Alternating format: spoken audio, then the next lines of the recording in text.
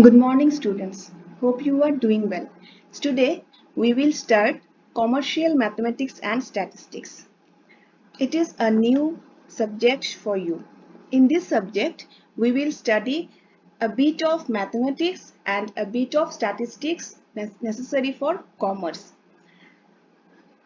So, first, we will start with the group B, that is Statistics for Commerce. And in the group A, you will study mathematics. Before we start the statistical part, let us first know what is statistics. In layman's language, statistics is some numerical facts. Now, what is fact? A fact is a thing that is known or proved to be true. For example, some incident has happened and you have come to know about that. This is fact, but it will not be statistics until you have some numerical figures to prove your fact. So, we will now go to the proper definition of statistics. Since we are studying it as a subject, we cannot just use layman's language. So, what is the definition of statistics? Statistics has been broadly defined in two senses, a plural sense and a singular sense. In the plural sense, statistics are aggregates of numerical facts affected by many factors which are collected in a systematic way for a purpose and estimated according to accuracy standards in relation to the causes. This is the formal definition of statistics in plural sense. Now, what this definition means, what it says. The first part of the definition says what? Statistics are aggregates of numerical facts. These are some aggregates. Aggregates of what? Numerical facts. There are some facts which are expressed numerically and these facts are aggregated. It is not for a particular individual. Statistics include the aggregate of a group of individuals. For example, a particular student in a class and a group of students in the class. So when we express some information, some numerical facts about a group of the students, it will be statistics. Now, the next part says that the facts are affected by many factors which are collected in systematic way for a purpose. Now, these facts are affected by some other factors. The incidents, the happenings, the information, these are affected by some other factors. We will go in detail after the definition. Now, for this moment, we will see that these facts are collected in a systematic way.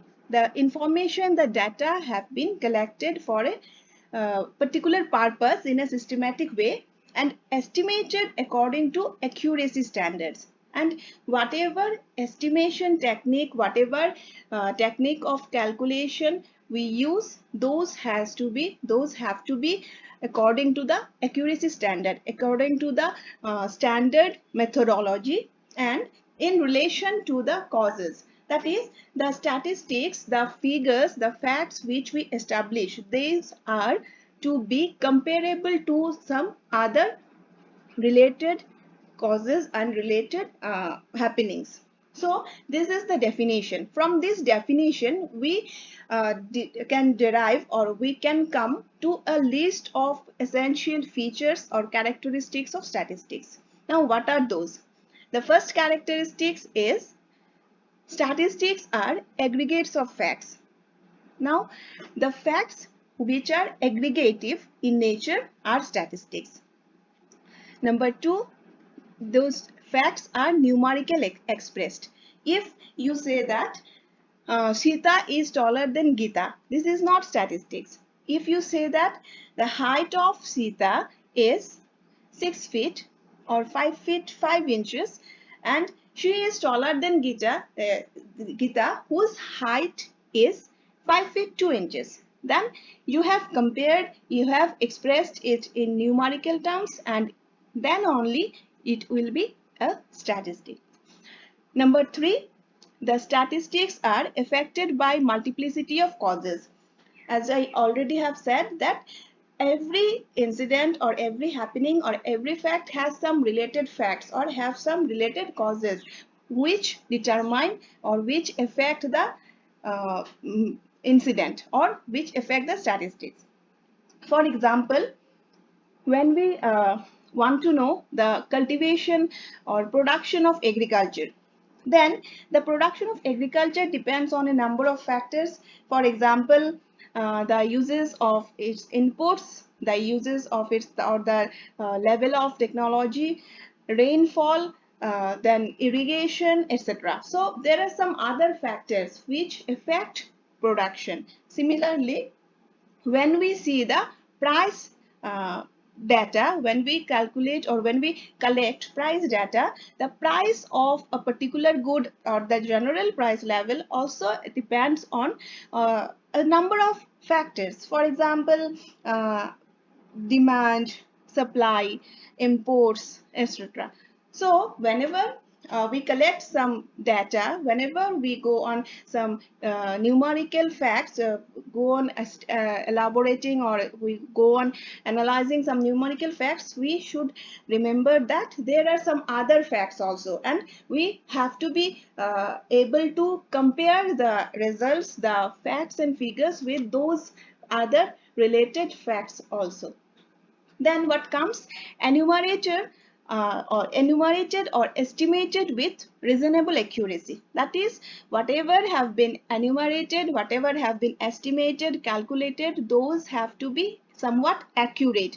Those have to be done under a standard methodology, under some standard established tools, using some standard and established tools which give us accurate results.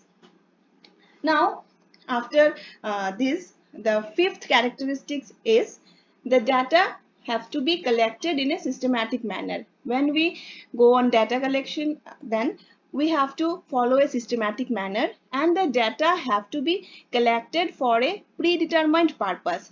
Before conducting the survey or before collecting the data, we have to keep in our mind, we have to decide previously what is our purpose. If we want to collect data for agricultural production, if we want to collect data for industrial production, or if we want to collect data on COVID-19 deaths or active cases of COVID-19. So first we have to decide for which we want to collect our data, and then only we can go for the exercise.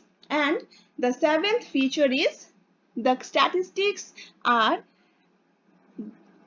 have to be able to compare to related facts. That is, whatever is the statistics, it is to be compared to some other facts. Now, for example, if there are, for example, let us take a statement that there are 40 students is in class 11 as compared to 50 students in class 12. This is a statistic. Why? Because the number of students in class 11 are numerically expressed, and we are comparing it to the number of students in class 12. But if the same statement is said or it's stated in some different way, that is, the number of students in class 12 is more than the number of students in class 11, then it will not be statistic. Why? Because here we are not numerically expressing the number of students. Again, let us take another example. Here, the total COVID-19 deaths in Assam rose to 1,201 on 11th September from 1,107 on 14th August. This is a numerical fact. This is an information, and it has been collected, and now it has been also compared to a previous number on a previous date. So this is statistic. But the same thing, if we say the number of COVID-19 deaths is increasing in Assam, then it will not be a statistics. Why? Because here we are not numerically expressing anything. We are just stating something. This is not proved or this is not evident by numerical figures. So students, this much for today.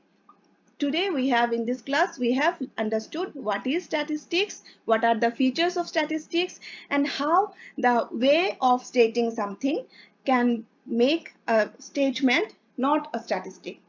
Thus, in the next class, we will learn about the scope of statistics, because before we start working out our lessons, working out statistics, calculating the facts and figures, we should know why we are studying statistics in commerce. And in the next class, we will go for that.